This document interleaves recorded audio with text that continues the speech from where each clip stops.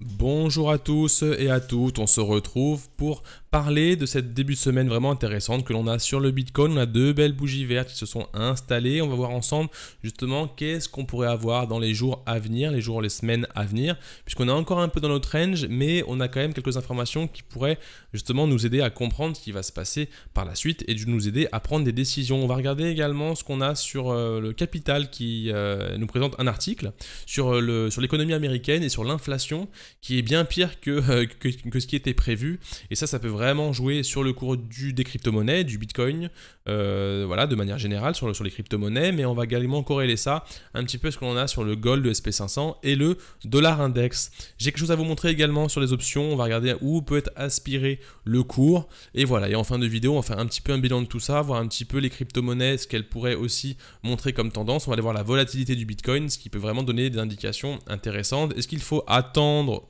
ou pas? Est-ce qu'on est sorti d'affaires ou pas après cette chute énorme? C'est ce qu'on va voir dans cette vidéo. Alors salut, moi c'est Eldo, tu es sur Crypto Eldorado. Ici on parle de crypto-monnaie, d'investissement et on cherche à faire des profits justement sur du moyen long terme, sur des projets crypto vraiment très intéressants avec du gros potentiel. Donc si tu es nouveau, tu peux cliquer sur le bouton s'abonner qui est juste en dessous de la vidéo et à cliquer sur la petite cloche pour ne pas rater les notifications. Très important, je répète, la petite cloche ça te permet de recevoir une notification pour ne pas rater les prochaines vidéos. Tout ça est dit, on va pouvoir commencer, mais avant cela, je lance la toute petite introduction, ça dure 2 secondes. Voilà, c'était juste histoire de te montrer les différentes informations que j'ai sur le niveau des réseaux sociaux. On a un Telegram, on a un Twitter, n'hésite pas à nous rejoindre. On y va pour le Bitcoin très rapidement. On est toujours coincé dans ce range, mais on a cassé cette grosse ligne de tendance ici ce week-end. On l'a vraiment pété ici, très intéressant. Mais voilà, on vient de buter sur cette zone ici de résistance ici. D'accord, donc on va vraiment avoir du mouvement à ce niveau-là. Si on le casse, on va aller chercher la borne haute du range. Si on ne le casse pas, on va aller chercher à réintégrer la tendance pour aller rechercher des niveaux de la borne inférieure. Donc borne inférieure qui est à 31 000 $, borne supérieure qui est à 42 000 $. On est coincé dedans. En ce moment, on est dans les 40 000 et on n'arrive pas à les percer. Donc voilà, on n'arrive pas à percer les 40 000 $, on va essayer de les percer et aller chercher la borne à 42 000, histoire de sortir un petit peu de cette grosse consolidation. Si je mets les options maintenant, on va regarder un petit peu vers où pourrait être aspiré le cours. On pourrait être aspiré vers les 48 000 $. On voit que c'est la valeur la plus importante sur les contrats à terme, ce qui veut dire quoi? Ce qui veut dire que les gens qui investissent, qui tradent les contrats à terme, veulent voir le cours arriver jusqu'au, je reviens ici, jusqu'au 48 000 $. Donc je vais mettre un petit carré comme ça ici, 48 000 $. Donc voilà, les gens veulent voir, les gens qui tradent les options, contrats à terme, veulent voir le cours aller à ce niveau-là et les gens vont défendre au maximum cette zone. C'est pas une science exacte, mais en tout cas, ça donne une indication, ça donne un sentiment qui est ici bullish. Attention, on a bien une zone qui est au-dessus, d'accord, à ce niveau-là, qui va être très fortement défendue par les vendeurs, d'accord. Donc en fait, les vendeurs veulent bien évidemment voir le cours chuter et vont défendre cette zone-là, et cette zone-là qui sera vraiment un petit peu la zone vraiment qui va donner vraiment la tendance finale pour l'été et pour la fin de l'année. Mais en tout cas, dans un premier temps, première borne ici à casser aux 42 000 $, des prix qui vont être aspirés vers les 48 000 $, et on verra par la suite justement cette grosse zone qu'on a au-dessus, voir ce qu'on peut faire à ce niveau, d'accord, dans les 55 000 $ ici. Si dans le cas inverse, si on voit que ça commence à faiblir, surtout que les volumes sont encore faibles ici, hein, on est toujours dans un volume faible, on peut très bien rester entre les 40 000 qu'on n'arrive pas à casser et les 31 000, les 33 000 et revenir encore pendant un petit moment, ranger à l'intérieur, soit créer des M ici et casser, soit créer des beaux W et casser, soit rester à l'intérieur, d'accord? Je vais juste vous mettre un tout petit indicateur que j'ai envie de vous montrer ici.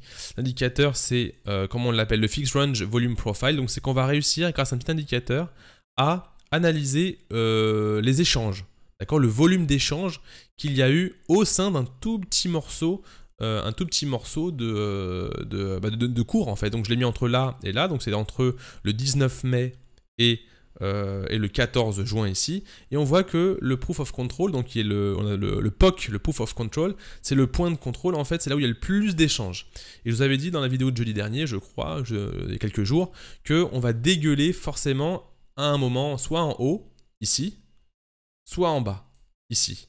Bon, ça a dégueulé vers le haut, tant mieux, ça ne veut pas dire que c'est une bonne nouvelle, ça veut juste dire qu'on va chercher à créer des échanges dans un niveau où il n'y a pas eu trop d'échanges. Donc ce qu'on peut espérer, c'est qu'on reste dans cette zone-là pour aller casser vers le haut, mais parce qu'une fois qu'on est passé en fait vers le haut, cette valeur-là, qui est le point of control ici, se transforme un petit peu comme une résistance. D'accord? Ça veut dire qu'on peut potentiellement venir rebondir dessus et repartir.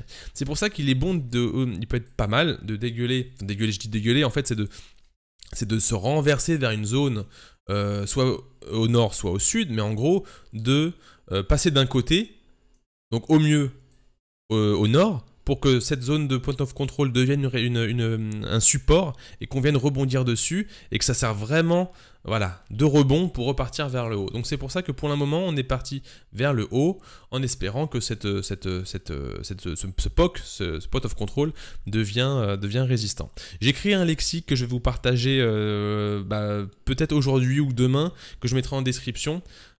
Pour justement que vous puissiez comprendre tous ces mots. Ça peut être intéressant si vous ne comprenez pas tout le jargon que j'utilise. Ça y est, il est prêt le lexique, je vais vous le partager très prochainement.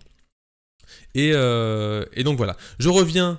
Donc maintenant j'ai un peu fini sur le Bitcoin, on va passer à la suite. Donc voilà, on est encore dans ce range, ça ne sert à rien d'aller regarder ce qui se passe dedans, de regarder qu'on a des drapeaux qui se compressent, des parallèles ascendants, parallèles descendants, on est coincé dedans. Ne passez, si vous n'êtes pas trader professionnel, hein, si vous êtes trader professionnel, vous aimez trader le bas du range et le haut et aller chercher de l'argent à l'intérieur, c'est très bien. Mais nous ici sur Crypto Eldorado, on cherche des investissements plutôt long terme, donc ça veut dire on se met en weekly, on regarde les tendances de fond, d'accord, et on regarde où est-ce qu'on peut rentrer pour surfer vraiment des grandes tendances. Au niveau news américaine, on a quoi? On a l'inflation bien pire que prévu aux États-Unis, donc au plus haut depuis 13 ans. Je vais passer ici sur les valeurs macroéconomiques. Donc tout simplement, je ne vais pas rester trop longtemps sur comment on appelle ça, sur l'article, hein, d'accord. Le but c'est pas que ça dure très longtemps, mais on a constaté que l'inflation était beaucoup plus importante que prévu, d'accord. Donc on a plus 5% sur un an, donc c'est assez important. Les prix des voitures d'occasion ont bondi, donc en fait voilà, la consommation au niveau des ménages devient assez compliquée puisque tous les prix commencent à augmenter, d'accord. Et en fait, je ne sais pas si vous connaissez un petit peu la macroéconomie, mais tout ça est un peu lié. Ça veut dire que si l'inflation augmente, si l'État injecte de l'argent énormément dans l'économie, l'inflation donc va augmenter, donc on va demander un peu aux citoyens de payer les dettes, etc. Donc les prix vont augmenter, donc ça veut dire qu'il y aura moins de consommation, les entreprises vont se retrouver avec du stock, donc beaucoup plus d'offres que de demandes, donc voilà. Tout ça, c'est un peu lié, et surtout ce qui m'intéresse ici, c'est qu'au niveau de l'inflation, s'il y a inflation, veut dire que l'économie est assez fragile, va être fragile, et que les gens vont vouloir se réfugier vers des valeurs refuge, entre guillemets, d'accord. Et c'est pour ça que ici, je vous montre un article où on dit que 10 placements pour se protéger en cas de retour de l'inflation. Et ici, il nous propose pas mal de choses, hein. Il y a de l'or, il y a les actions de sociétés minières, on a les actions, etc., des obligations d'entreprise, etc., etc.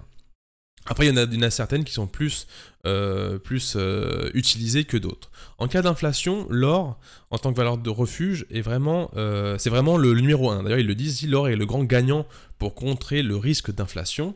Responsable de la relation, beaucoup d'investisseurs se tournent vers le métal jaune. Forcément, quand l'économie devient compliquée, les investisseurs se disent « Oh là là, ça commence un peu à tourner au vinaigre, je mets mon argent dans le gold. » Là, on a une petite baisse dans le gold, d'accord, mais si on prend du recul, on voit quand même que l'or a pas mal progressé depuis 2015, d'accord. Donc on a une bonne progression, mais qu'on atteint quand même des niveaux assez historiques ici. Donc c'est pour ça qu'on est en train également de consolider autour de cette zone ici, là, d'accord. Des 1800 $, et c'est pour ça qu'on suit sur la chaîne exactement, et aussi cette valeur, hein, cet actif refuge, puisqu'en fait il peut donner justement une tendance. Si on voit justement que le gold commence à monter, ça veut dire que les gens vont se diriger vers des choses moins risquées, et ce qui peut ici entraîner quelque chose de négatif pour le Bitcoin, puisque le Bitcoin est actif très à risque, hein, pour le coup, enfin, on va dire très à risque, peut également entraîner ici une chute vers le bas. Donc l'inflation américaine qui arrive, on a quand même, alors attention, on a des informations qui vont arriver le 25 juin, donc c'est pile au moment également des contrats à terme ici du 25 juin 2021, donc on risque d'avoir pas mal de turbulences le 25 juin, d'accord, entre les contrats à terme, les informations.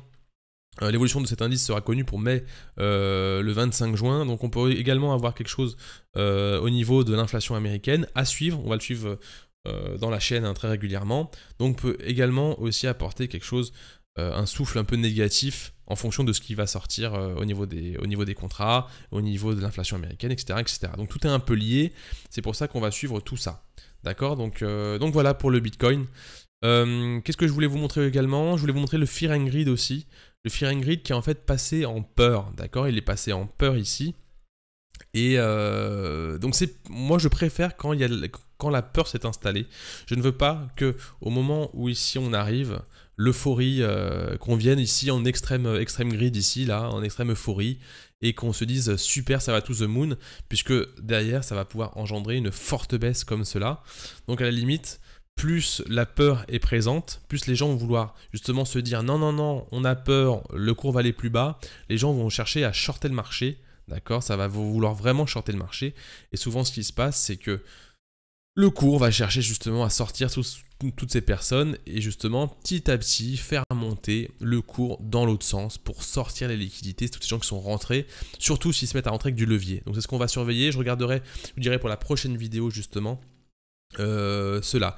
Juste un petit point en plein milieu de la vidéo, n'oubliez pas que ce soir il y a le concours, enfin à 15h le concours s'arrête, hein, au niveau, je faisais gagner une clé Ledger, d'accord, donc je vous montre juste la clé Ledger ici à quoi elle ressemble, c'était ça, hein, une belle clé Ledger ici que je vous ai gagné. Le concours s'arrête à 15h cet après-midi, je vous montre juste la vidéo qu'il faut regarder. Donc c'est il y a 2 jours, il y a cette vidéo qu'il faut regarder. Et en fait, le concours s'arrête à 15h tout à l'heure. Donc le 14-6 à 15h. Donc n'hésitez pas à aller la regarder pour ceux qui ne l'ont pas fait. Et respectez les consignes. Hein, elle dure 9 minutes la vidéo. Vous respectez un petit peu les consignes. Ça vous permet de participer au concours. Voilà, ça c'est fait. J'avais besoin de vous expliquer cela. Je vais vous montrer, donc je reviens ici sur ma courbe du Bitcoin. Donc voilà, ce que je disais c'est c'est bien que au moment où on arrive sur le haut du range, le sentiment soit négatif, qu'on se dise oulala ça va shorter, ce qui va pousser le cours à partir vers le haut.